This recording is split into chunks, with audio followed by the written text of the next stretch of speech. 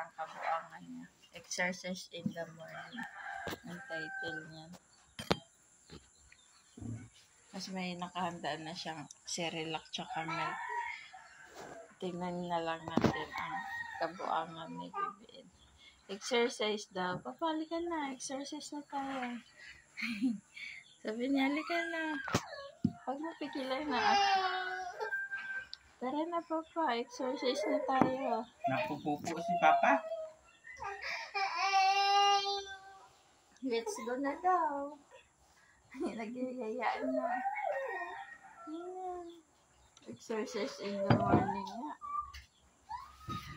Nag-stop na tuloy siya. Mag-run. Basta yung ano ba? Yung ano yung ulo? Saan ka punta? Gamon. Bye-bye. Ay, nagyayayaan sa labas. Mag-ABCD kayo dali.